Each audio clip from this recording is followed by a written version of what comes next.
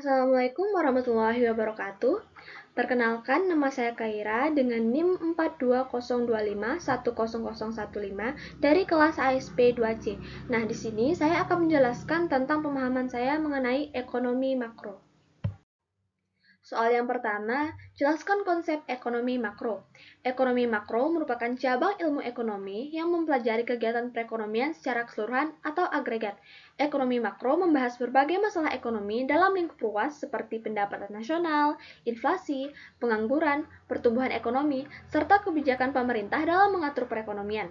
Dalam ekonomi makro, yang diperhatikan bukan perilaku individu, melainkan kegiatan ekonomi secara menyeluruh dalam suatu negara. Selain itu, ekonomi makro juga menganalisis komponen pengeluaran agregat yang terdiri dari konsumsi rumah tangga, pengeluaran pemerintah, inflasi perusahaan, serta ekspor dan impor. Soal kedua yaitu apa yang Anda ketahui mengenai kebijakan fiskal, kebijakan moneter, kebijakan perdagangan luar negeri, dan kebijakan sektorial. Kebijakan fiskal adalah kebijakan pemerintah dalam mengatur penerimaan dan pengeluaran negara untuk mengendalikan perekonomian. Kebijakan ini dilakukan melalui pengaturan pajak dan belanja daerah. Contohnya, pemerintah dapat menaikkan pajak atau mengurangi pengeluaran untuk mengatasi inflasi. Yang kedua, kebijakan moneter.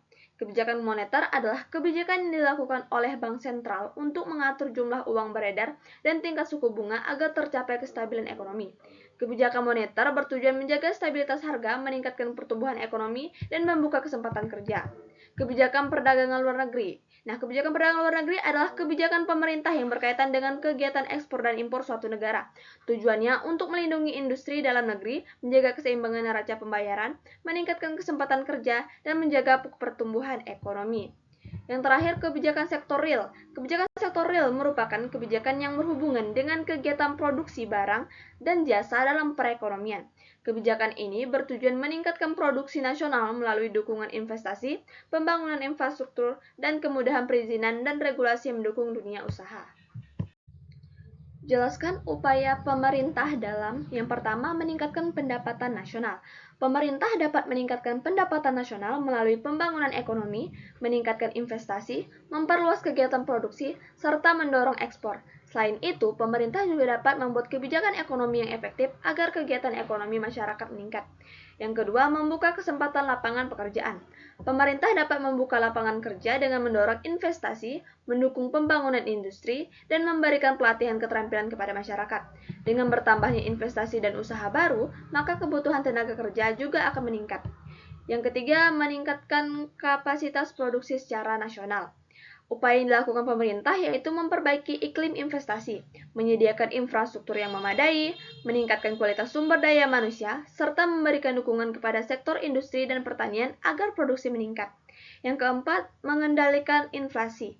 Pemerintah dapat mengendalikan inflasi melalui kebijakan moneter seperti mengatur jumlah uang beredar, menaikkan suku bunga, serta melakukan kebijakan fiskal seperti mengatur pengeluaran pemerintah atau menaikkan pajak. Yang kelima, menjaga kestabilan ekonomi.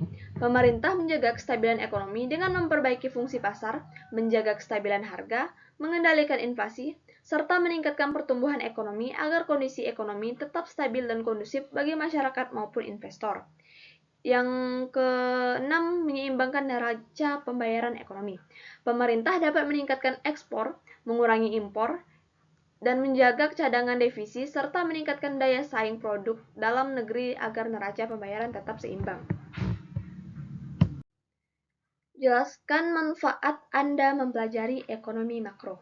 Manfaat mempelajari ekonomi makro adalah untuk memahami kondisi perekonomian suatu negara secara menyeluruh, mengetahui penyebab terjadinya inflasi dan pengangguran, memahami kebijakan pemerintah dalam mengatasi masalah ekonomi, serta membantu masyarakat dalam mengambil keputusan ekonomi yang tepat.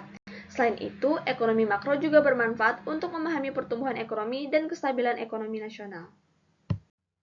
Soal yang terakhir, apa yang Anda lakukan dalam rangka mendukung pertumbuhan ekonomi Indonesia sebagai mahasiswa?